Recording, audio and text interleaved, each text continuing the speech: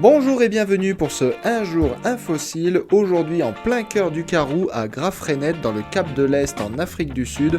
On est à peu près 7 heures de route du Cap et 8 heures de route de Johannesburg pour venir voir la grande collection Rubidge, l'une des plus belles collections de fossiles de thérapsides au monde et la plus grande collection de gorgonopsiens d'Afrique du Sud. Alors la collection Rubidge, c'est une des rares collections privées d'Afrique du Sud. Elle a été constituée par la famille Rubidge, une grande dynastie de paléontologues sud-africains qui ont amassé des fossiles avant en fait que les fossiles soient protégés par la loi sud-africaine. Donc c'est une collection privée mais légale en Afrique du Sud. Et aujourd'hui nous profitons de notre visite dans cette magnifique collection pour vous présenter son histoire ainsi que sa grande richesse. This collection was started because of a question, and the question came from my aunt, who was then a tiny little girl, probably about 6 years old. She came home from school one day and she said to her father, "Daddy, what is a fossil?" And Grandpa said he really didn't know, but he said he thought it was something to do with bone embedded in rock. So he said, "Let's go for a picnic and see if we can find one." So they went up into the hills here just beyond the farmhouse, and they found, amongst other bones, that skull over there. You could see the nose, the eye over there, all these teeth preserved.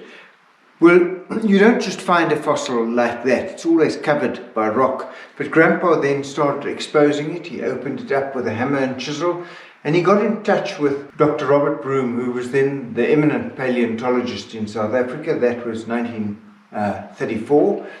And Dr. Broom came down here and he looked at the specimen and he said to Grandpa, "This is a new species of animal. It's never been seen before." And I think that fascinated Grandpa when Broom said to him that this animal was a new species, and he called it Denegorgon rubigia after Grandpa. But what really intrigued Grandpa was when Broom said to him that these animals lived between 200 and 250 million years ago. And Grandpa thought this was a period of time that he'd never considered before. And Broom then said to him, "Why don't you present this to the Transvaal Museum?" And Grandpa responded by saying, "If this animal's been on this farm for 200 million years, I'm sure he doesn't want to move now." And Broom said, "Go ahead and collect more." And that's exactly what Grandpa did. And this whole collection that you can see here now is as a result of Grandpa's collaboration with Broom. Basically from 1934 until Broom died in 1951, but it was largely in the first 10 years, between 1934 and 1940, that Grandpa put together this collection of fossils. And I think what is important about it is the number of holotypes, the number of reference specimens of the first ever described of a species. But the other thing that's important is that Grandpa really popularized the science, and people in the area became intrigued by it and helped him collect fossils, farmers, and particularly the Kitching family who lived in New Bethesda. And the eldest son, James Kitching, actually then took up paleontology as a profession and ended up as director of the Bernard Price Institute for Paleontology at the University of Witwatersrand, and was known for his work on understanding the distribution of Permian animals. And more than that, Kitching was the first person to find a Karoo fossil in Antarctica, and so cementing the idea that Antarctica and South Africa were once linked.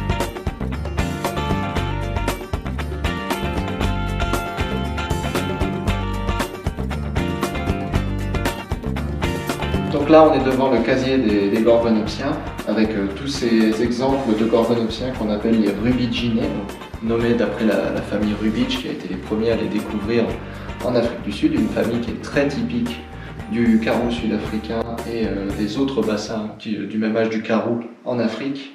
Donc cette famille de gorgonopsiens elle est très reconnaissable déjà par la taille immense des crânes. Il faut vous imaginer qu'un crâne de lion ferait à peu près cette taille-là. Donc c'est vraiment des animaux qui étaient gigantesques. Vous pouvez voir, ils sont caractérisés par leur canine à dents de sabre, donc ici chez Rubidgea atrox, le plus grand d'entre tous. Et on reconnaît donc les Rubidgea comparés aux autres gorgonopsiens par cette partie en fait du crâne qu'on appelle le squamosal flange. Donc c'est une insertion du muscle masticateur qui rentrait ici et qui se prolongeait par là et qui donc augmentait la puissance de la mâchoire quand il fermait la bouche. Donc c'était vraiment de très grands prédateurs du Permien. Et donc le premier spécimen qui a été découvert, c'est celui-là, qui a été découvert dans les années 30, vous voyez, en 1934. Et comme vous pouvez le voir, c'est vraiment des animaux qui sont caractérisés par la puissance de l'avant de leur mâchoire. Vous voyez, les incisives ici sont absolument énormes, les canines sont énormes, mais par contre à l'arrière, vous voyez, il y a très très peu de molaires. Et ce sont aussi des animaux qui sont reconnaissables à la bosse qu'ils ont au-dessus de l'œil. Donc ici, elles sont reconstituées en plâtre, mais là, vous voyez, ce sont les bosses originales. Donc ils ont des grosses bosses au-dessus des yeux. Ici, quelques bosses aussi à l'avant sur le museau. Donc vraiment des animaux très impressionnants et vraiment les prédateurs dominants du Permien supérieur. Là, vous avez un dicynodonte qui s'appelle Platycyclops, qui est reconnaissable, donc, comme la plupart des dicynodontes, par la présence du bec, un bec qui était recouvert aussi de cornes. Donc il faut vous imaginer que ça, c'est juste le crâne, mais ici vous aviez un manchon de kératine qui venait s'insérer ici à l'avant de la mâchoire et ici sur la mandibule. Donc un gros manchon de kératine qui, comme vous pouvez le voir, devait être relativement aiguisé pour permettre de couper la végétation. Ici vous avez ces bosses, mais surtout ce qui est intéressant avec celui-là, c'est qu'il doit son nom, donc Platycyclops, à cette bosse ici, au milieu duquel il y a un foramen qui est le foramen pinéal, qui sert à l'œil pinéal. Donc l'œil pinéal qui permet de voir la différence entre le jour et la nuit et de caler les cycles de reproduction. Donc il communique directement à l'intérieur vers le cerveau pour dire au cerveau la longueur des jours, et ainsi permettre au cerveau de savoir quelle saison on est, si c'est la saison de reproduction en fait. Et donc vous pouvez voir que ce foramen pinéal est vraiment très très gros et localisé au sommet de cette bosse, donc qui donne à ce crâne cet aspect si caractéristique, d'où son nom de Platycyclops, donc en référence à l'œil unique qui se trouve au milieu du front. Et donc là vous pouvez voir ce que vous voyez ici, ce n'est pas l'œil, l'œil se trouve là. Là, vous voyez la surface d'insertion pour le muscle masticateur, donc très très étendue vers l'arrière, très typique des cynodontes qui leur donne cette forme de cœur, à leur crâne.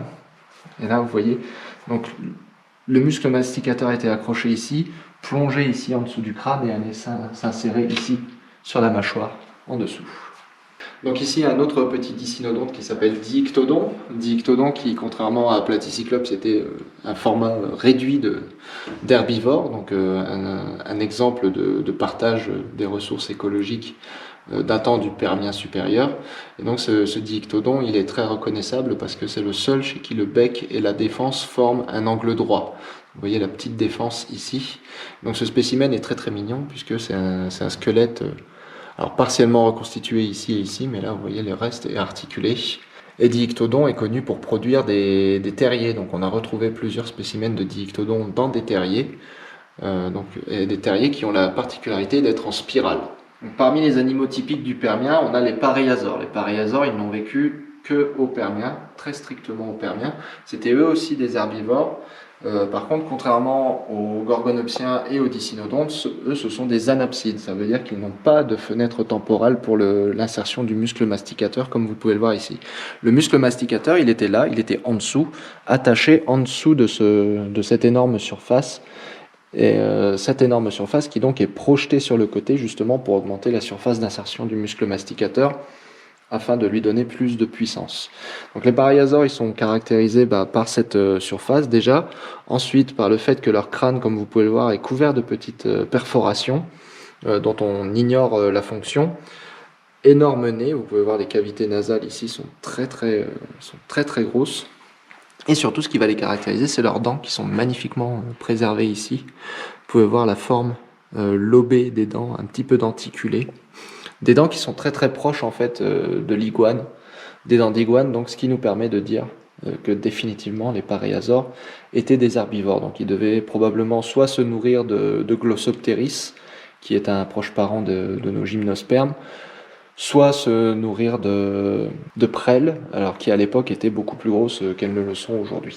Et enfin, les éléments qu'on oublie souvent à propos de la faune du Karoo, ce sont les faunes aquatiques ou semi-aquatiques, notamment les poissons ici, comme ce magnifique Atherstonia, dont on peut voir ici la tête est là, la nageoire caudale est là. Donc ici, vous pouvez voir les écailles qui sont très très bien préservées.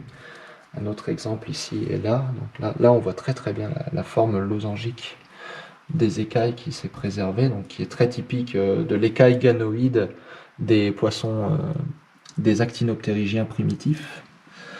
Et ici, on a les grands oubliés généralement de l'histoire du Karoo, des faunes du Karoo, ce sont les amphibiens.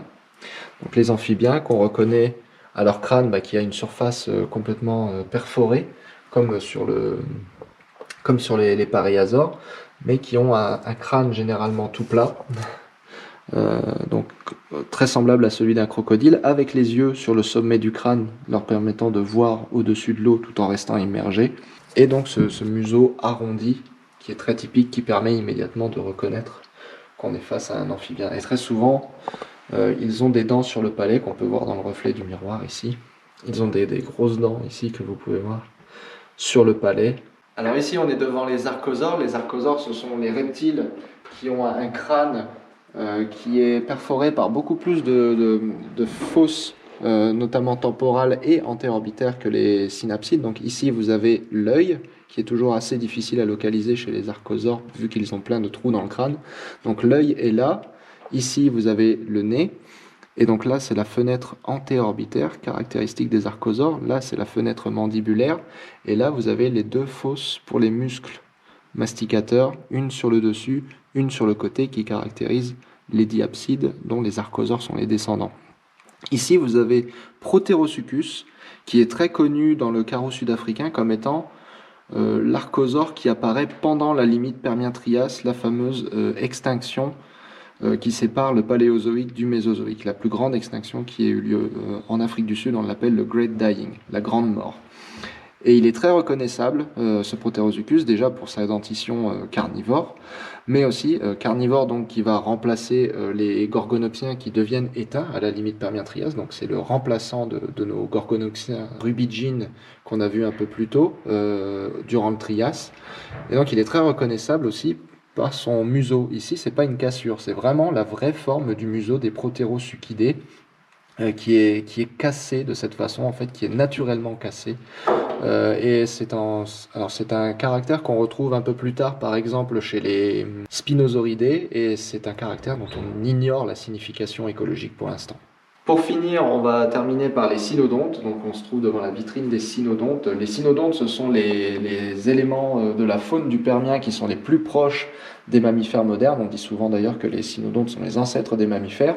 La plupart de ces cynodontes viennent du Trias, mais ici on a les exemples typiques de cynodontes du Permien, et notamment Procynosuchus, donc vous pouvez le voir écrit ici.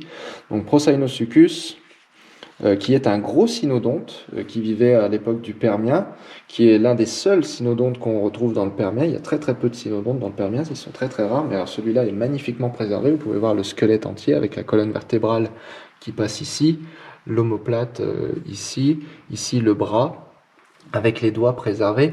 Ce qui est intéressant aussi avec ces doigts, c'est qu'on peut voir en fait que les phalanges ici, il y a de toutes petites phalanges très réduites que vous pouvez voir là, elles sont très très fines, et en fait ce sont des phalanges relictuelles. Il faut savoir que les mains des mammifères ont beaucoup moins de phalanges que les mains des reptiles. Vous voyez, il n'y a que 3 phalanges par doigt, alors que les reptiles peuvent en avoir 4 ou 5. Et ben, chez ces Procynosuchus, ce qu'on voit en fait, c'est le même nombre de phalanges que chez les reptiles, mais avec des doigts qui ont tous la même longueur, comme chez les mammifères. Donc c'est un peu un état intermédiaire entre les doigts de différentes longueurs des reptiles faits avec beaucoup de phalanges et les doigts des mammifères qui sont tous à peu près de même longueur et avec un nombre réduit de phalanges. Donc c'est un spécimen qui est très intéressant pour ça. Et Procynosuchus, ce qui va le caractériser, c'est que quand on regarde en dessous du crâne, on y voit le palais secondaire en train de se former. Donc chez les mammifères, la cavité nasale et la cavité de la bouche sont séparés par un palais secondaire complet. C'est pas le cas chez Procyon-Succus, mais par contre chez Procyon-Succus, vous voyez que le maxillaire commence et le palatin commencent à envoyer deux espèces de langues qui vont finir par se rejoindre au milieu chez les cynodontes du Trias pour former le palais secondaire, la séparation solide qu'on a aujourd'hui encore, nous humains et tous les mammifères, entre le palais et notre bouche. Donc c'est encore une fois un caractère intermédiaire qu'on voit chez Procyon-Succus. Voilà, c'est tout pour cette petite visite de la collection Lubitsch. Vous voyez qu'il y a tellement de spécimens et ils sont tous tellement beaux qu'on pourrait y passer une vie entière à les étudier. Mais évidemment, ce serait trop long pour une seule vidéo. En tout cas, je vous remercie de l'avoir suivi et je vous dis à très bientôt sur notre chaîne. Salut!